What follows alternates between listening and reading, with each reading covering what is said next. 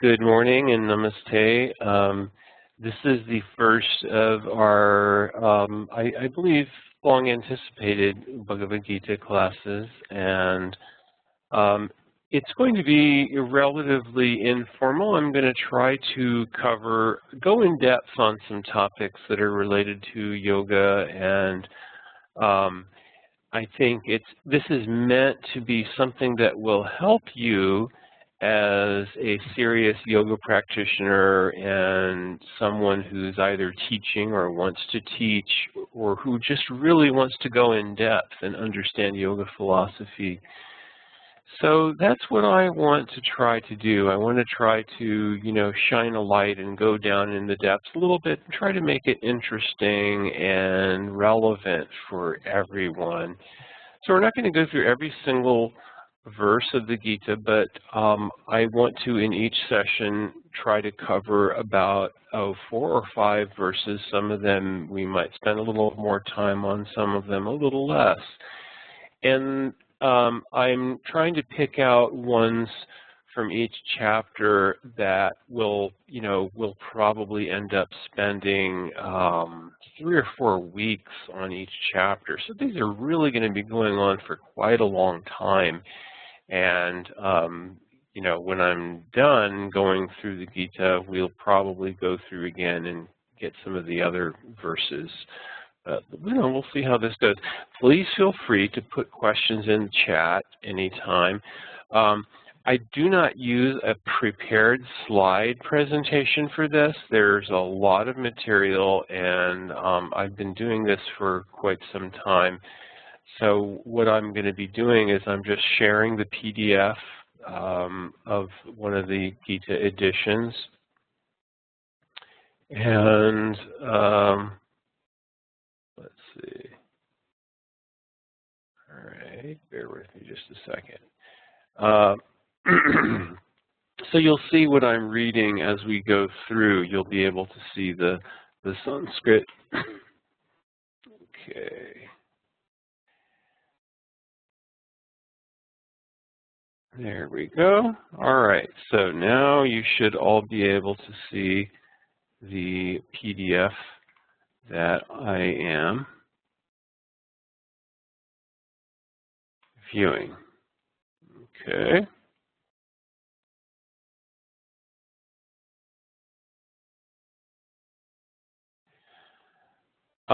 Yes, so this is the same, so it's a good question.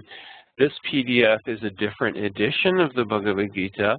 There are different ancient commentaries on the Gita, and the one that we mailed out, the Bhagavad Gita as it is by Srila A.C. Bhaktivedanta Swami Prabhupada, is based on an ancient commentary by a commentator named Baladev Vidyabhushan.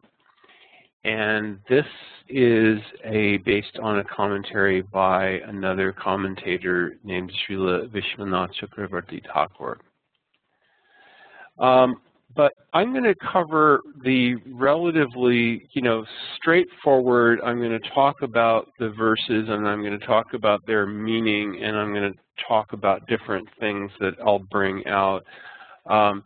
I will eventually probably make this a little bit better integrated with the books that you have, but really it's the same truths that we're talking about, and we're just going at it from a different perspective. Okay, so I need to go to...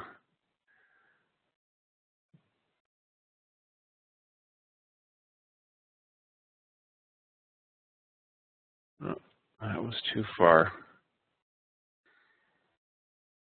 There we go.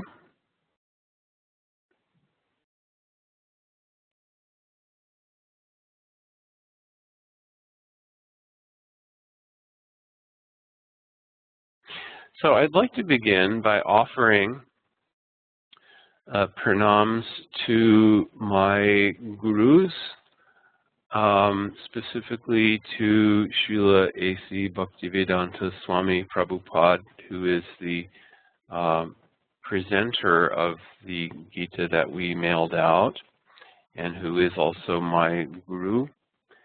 I also would like to offer my pranams to Srila Bhaktivedanta Narayana Maharaj, who is the presenter of the PDF version of the Gita, which we are looking at.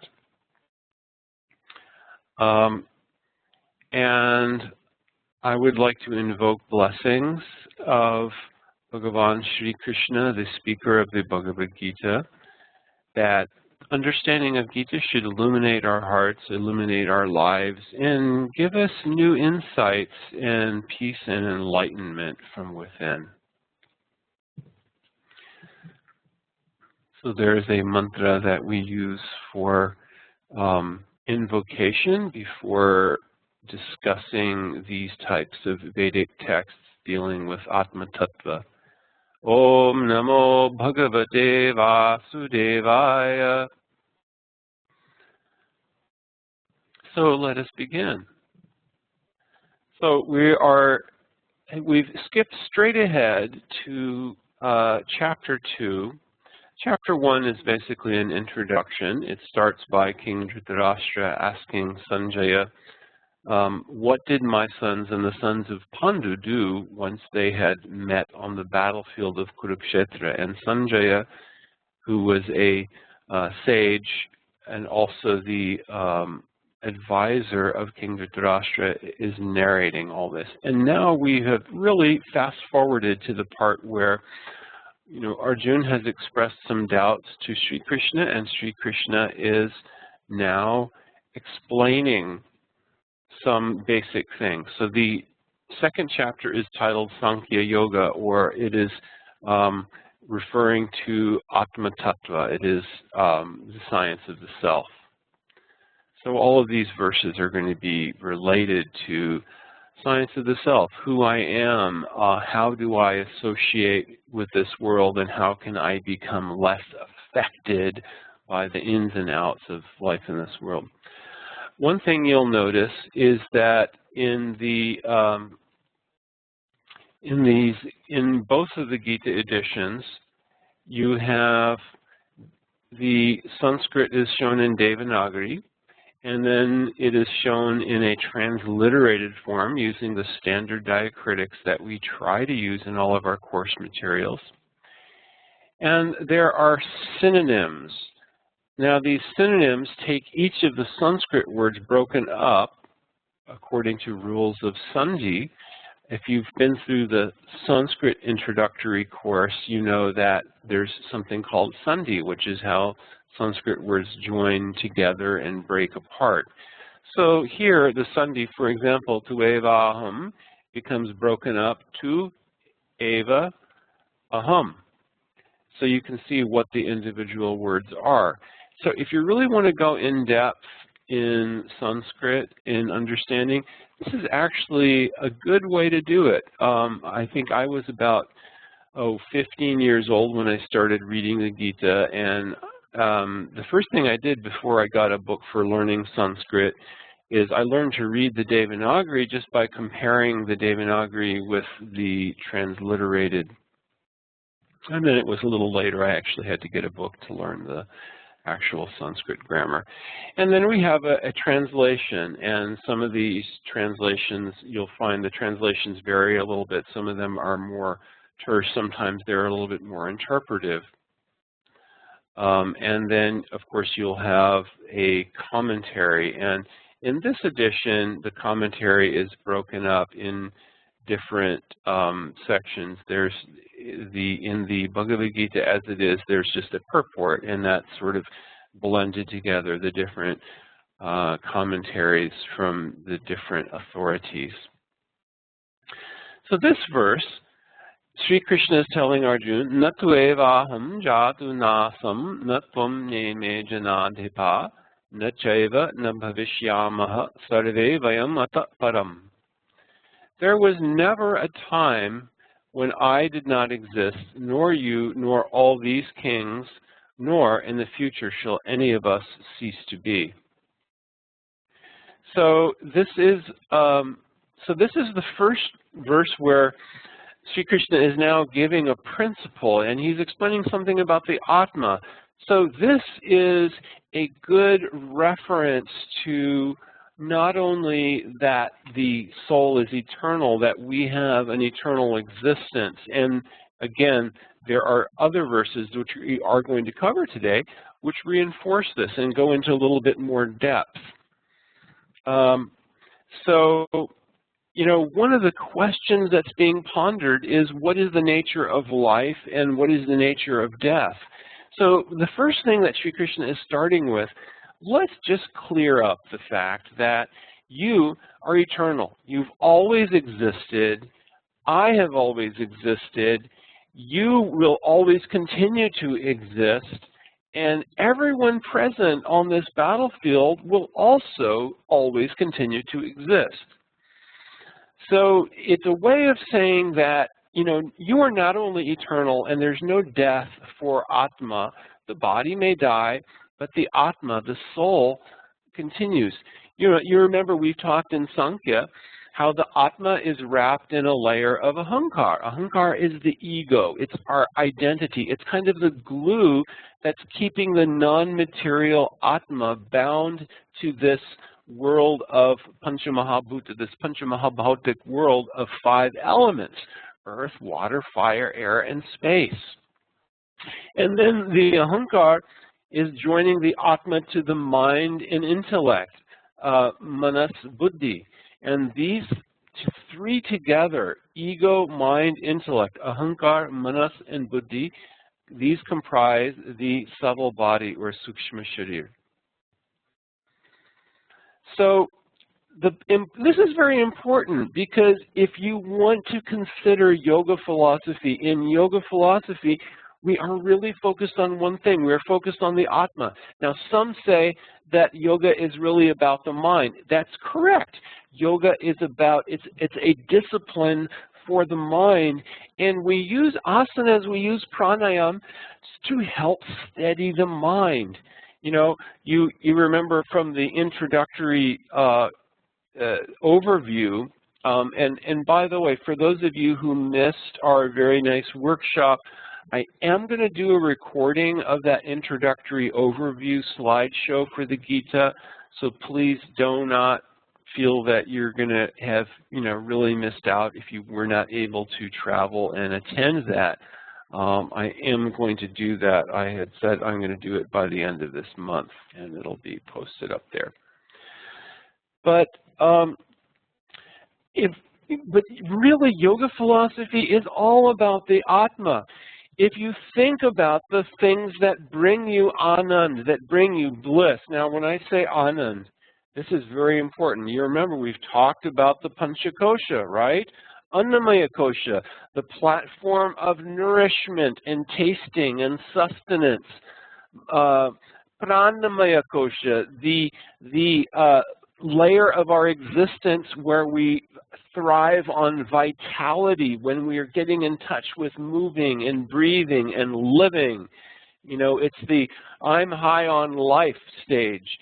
Manomaya kosha, the layer of our existence which deals with mind, emotions, concepts, imagination, and the Vijnanamaya kosha, the layer of our existence that deals with intellectual knowledge, with practical knowledge, with understanding the world, with science and technology. And Anandamaya kosha. Anandamaya kosha is the layer of our existence which deals with the Atma, the type of bliss that the Atma experiences.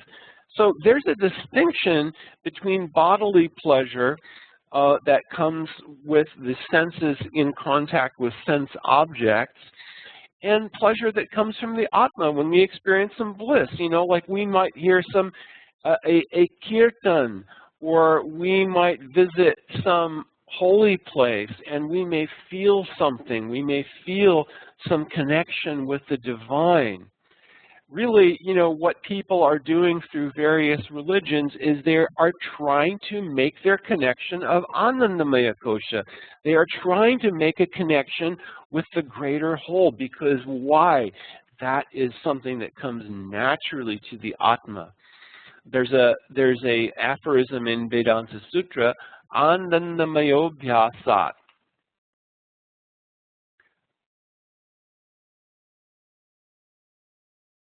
The soul by nature is pleasure-seeking. It seeks ananda. So another way to think of this is if you think of the things that bring us the most happiness. The things that bring us the most happiness in this world are the things that come in connection with other atmas, with other sparks of spiritual energy.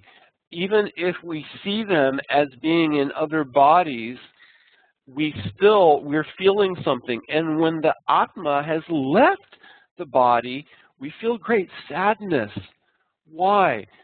Because some people feel that this means that the life has ended, but it doesn't matter whether you believe that the Atma is eternal and it has gone somewhere else. It has gone out of our reach. It has gone out of our view. And so we feel some sadness there. So this is something that is related to this because Krishna is making it very clear. The Atma is eternal. It's always had an existence. It has always existed and it always will exist. There's no way for the Atma to be destroyed. So we're going to go into that in a little bit more detail. Now here, this verse 2:13 is going to explain something further. Dehinosmin yata dehe kaumaram yauvanam jara tatha dehantara praptir dhiras tatra namuhyati. Just as the embodied soul gradually passes within this gross physical body from boyhood to youth and to old age, similarly, the soul receives another body at death. An intelligent person is not bewildered by the destruction and rebirth of the body. So this is very interesting. Think about this. Now, sometimes, it's very unlikely that, let's say that you're doing a yoga class at the Y or something. People are going to come for fitness and they want to get fit or lose weight or maybe just relax and, get some peace in their lives. I've run across so many people, and I found very few people who see yoga just as a process of fitness. It's usually something that they've made part of their lives, and it brings them some peace. It brings them some happiness. It brings them some stability. Because yoga is a discipline that helps us to focus the mind so that we can connect with higher power. And but it's still unlikely that someone's going to come and say, hey, I want to talk about Atma Tattva. I want to talk about who I am.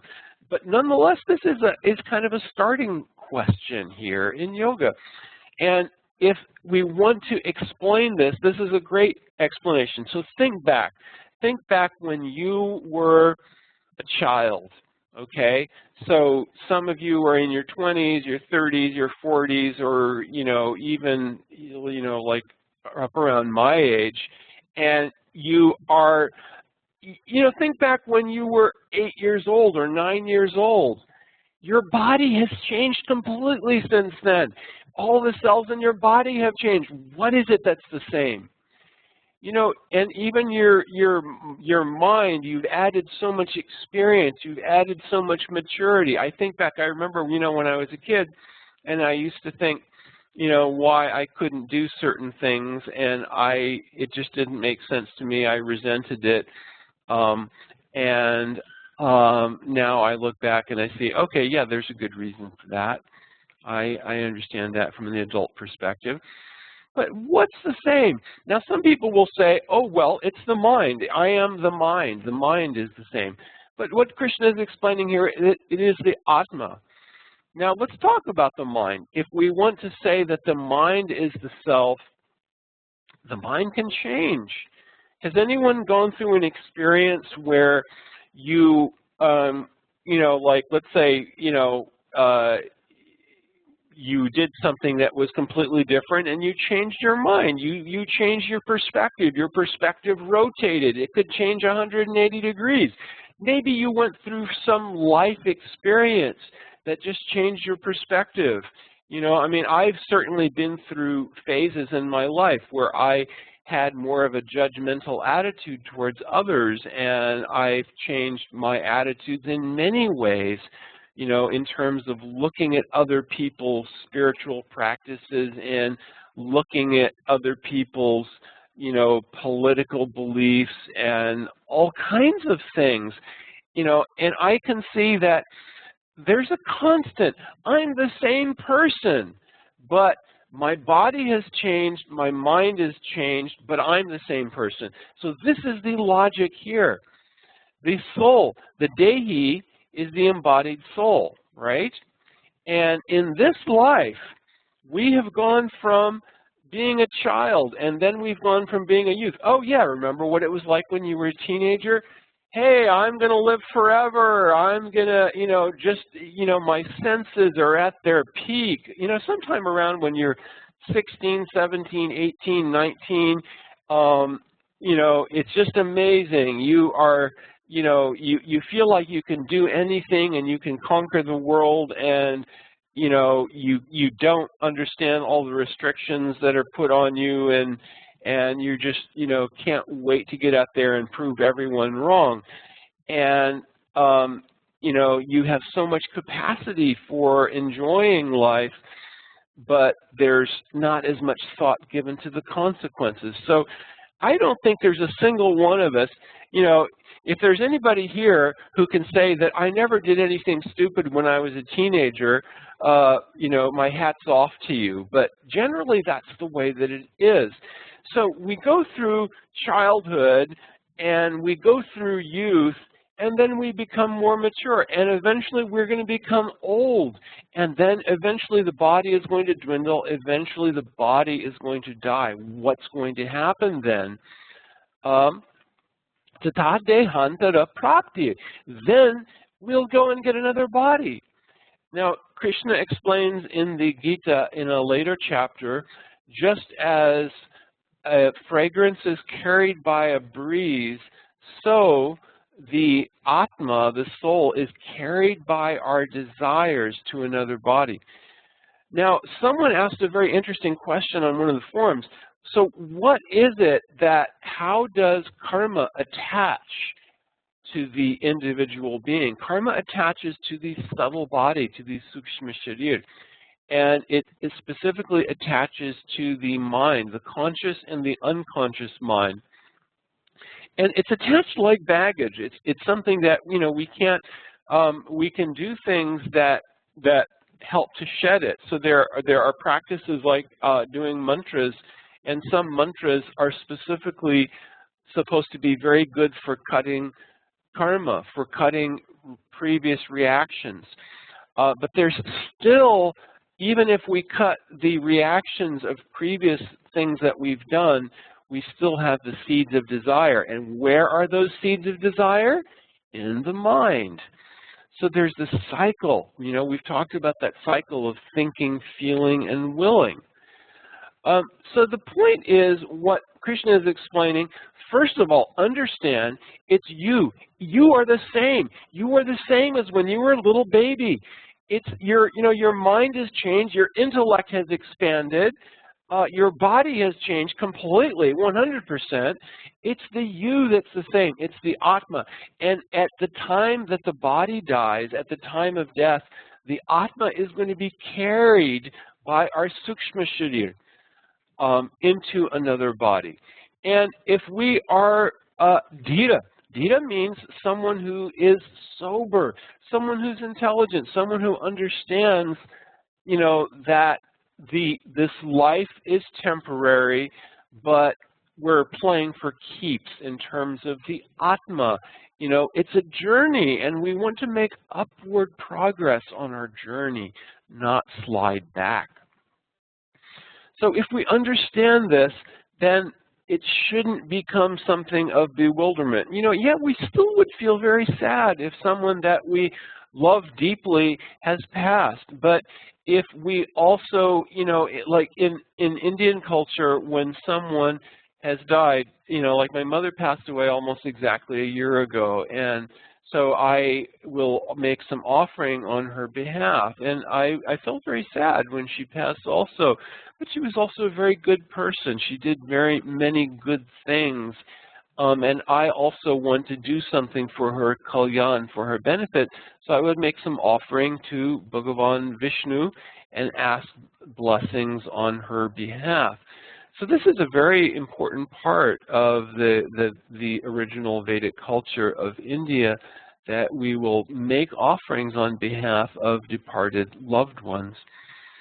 So anyway, this is a very good verse to understand how the Atma is the same, even though the body has changed, the mind has changed its perspective and therefore changed, and the intellect has expanded. We've acquired so much knowledge, but still we're the same.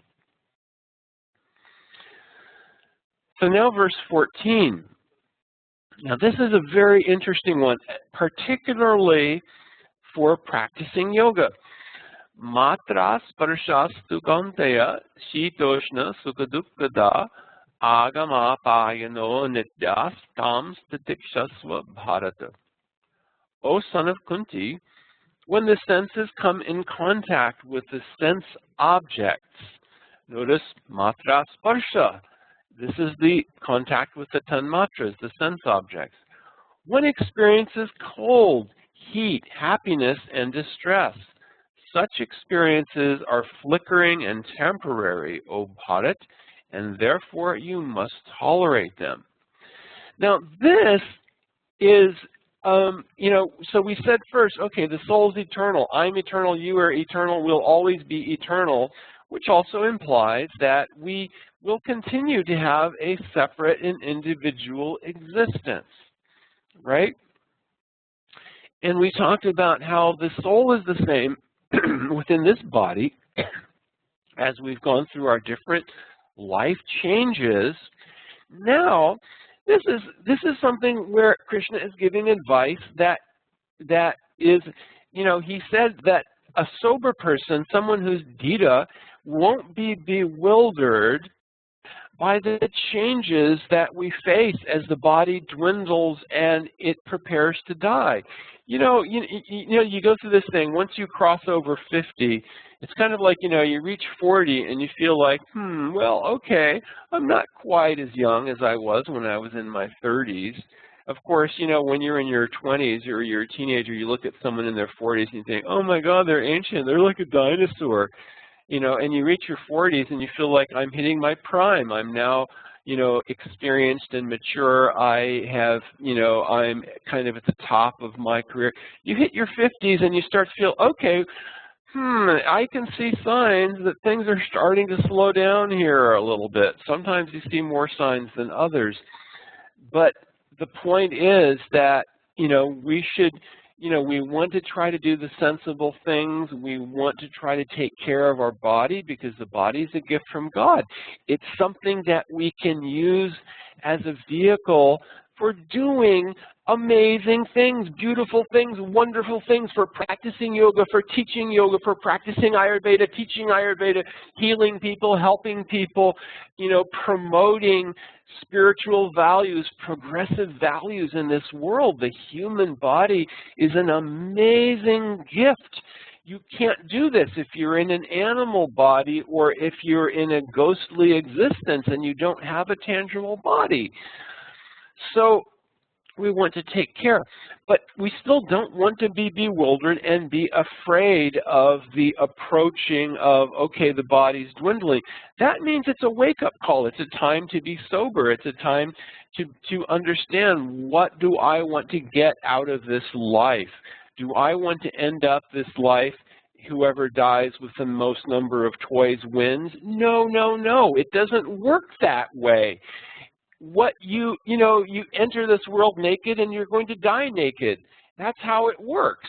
What you take with you will be your good activities and your spiritual practices, those stay with you. Those stay with the Atma. If you have achieved a higher level of understanding and progress through your yoga practice, that is going to go with you. This is kind of what Krishna is pointing at here.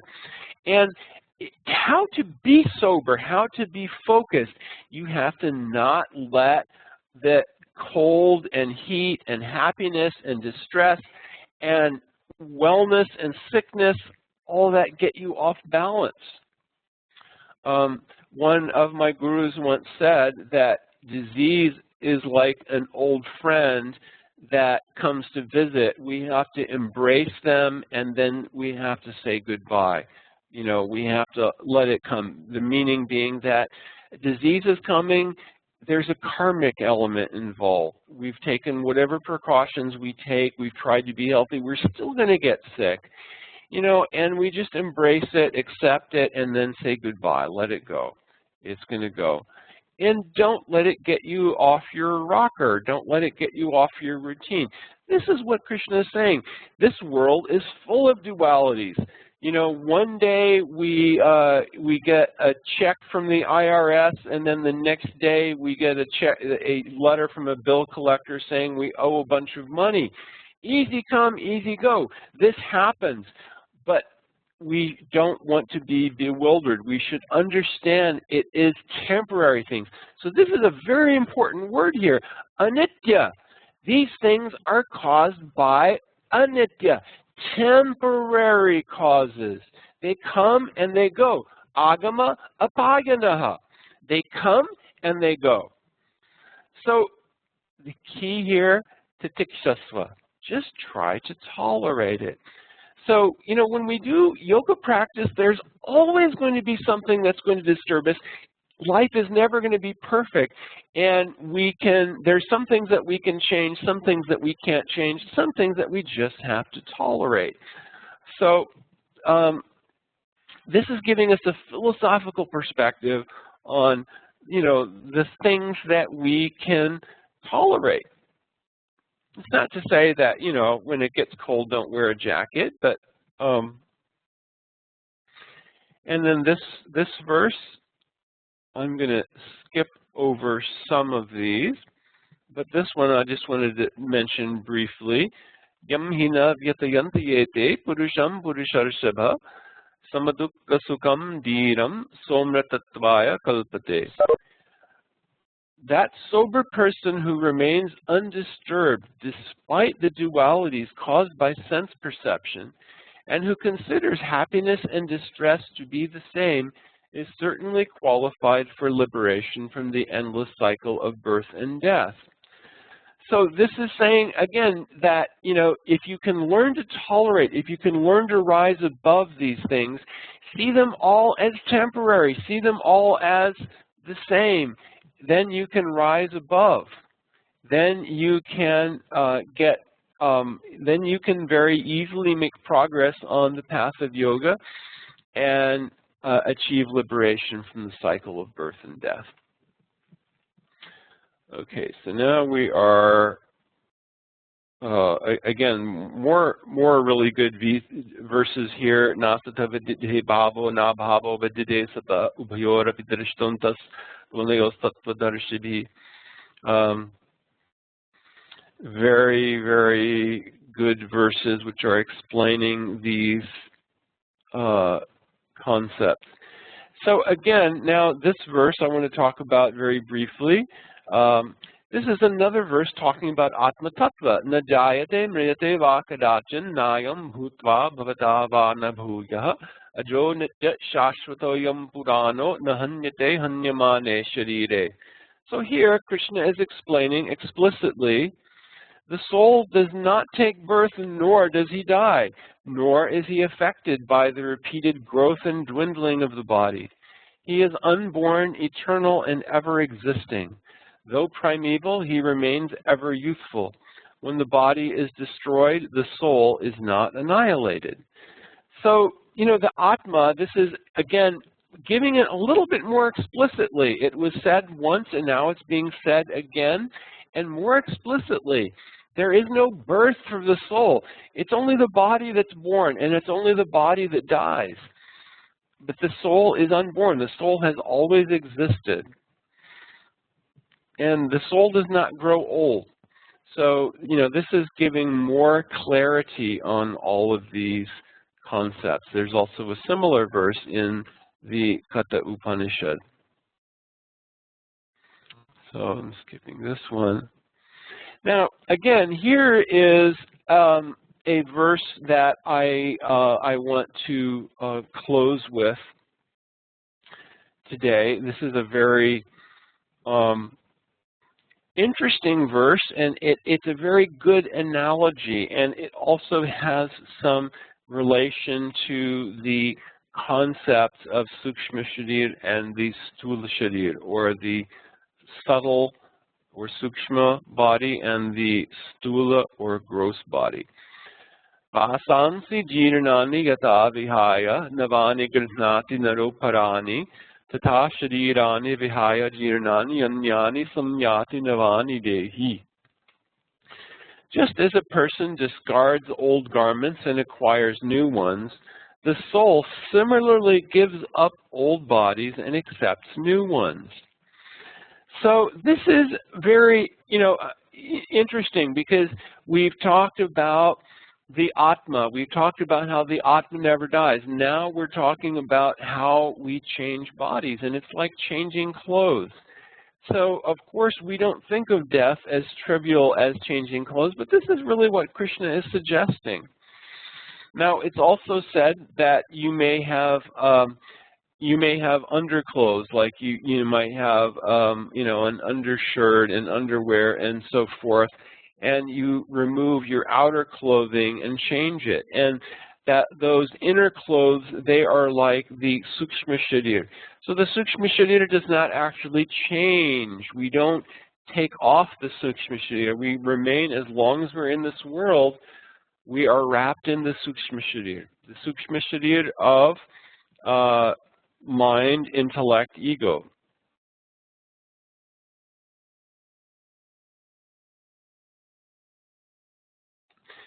So as long as we're in this world, that Sukshma Sharir is with us, and it mutates, it changes according to our physical body, according to the needs of our physical body. And the physical body is like the outer garments that you put on outside that. So we've talked about this in the Manasa module, how the conditioning, how karmic conditioning can actually cause a change in the form of the Sukshma Sharir, or the subtle body. So, you've all encountered persons, I'm sure that all of you at one point or another have encountered persons who have a more beastly outlook on life. Their outlook is more animalistic. They are sometimes more aggressive, very insensitive. Their focus is on physical, everything. Everything is all physical. The way that the Sukshma Sharir, or the subtle body, is shaped, or let's say someone who's very gluttonous, they'll eat anything and everything. Their physical body may begin acquiring characteristics of their subtle body, the Sukshma Sharir. They may end up looking a little bit pig-like, because that's the nature of a pig. A pig is very gluttonous, and it has a physical body which is very suited toward gluttony. And if you've ever encountered someone like that, and you maybe just walk past someone on the street and you feel, oh, wow, that person's really got kind of a beastly consciousness. This is how the Sukshma Sharir, or the subtle body, changes its shape. So, we wear this body like a suit of clothing, and when the suit of clothing becomes exhausted, then it's time for it to be put down, and we'll be putting on a new one. So this is really There are other topics in the second chapter, which we'll cover next week. I'll post the verses. But these verses, I think, are some of the, if you focus on these verses, study these verses, you'll get a lot of insight into Atma Tattva. You know, it's a very basic thing, but just these topics that we've discussed today, it's very meaningful for a yoga practitioner because it's the start. It's kind of like if I want to, I'm going to say that yoga is about connecting, right? It's about connecting with the divine. But connecting what? Connecting who? Oh, it's connecting me. Well, what is me? What am I? And that's the question that we're answering here. That's the first question that we really want to answer. It comes across very intuitively, you know, because we're all embodied, right? It's natural to identify with our outer shell. Just like if you're driving your car and somebody rear-ends you, what are you going to jump out of the car and say at the person, hey, why did you hit me? Well, okay, I know you didn't hit me, you hit my car, but it's a natural thing. I'm driving the car. I think of the car as an extension of myself, right? If you're teaching someone to drive, that's one of the first things that you want to teach them. Okay, you're getting in the car, and when you're driving the car, you have to be in control of the car. Think of the car as an extension of your body, you know, and you need to be aware. You now have your senses are extended through the speedometer and through the rear view mirror and the windshield. You need to be aware of that and be aware of your body space in your car body.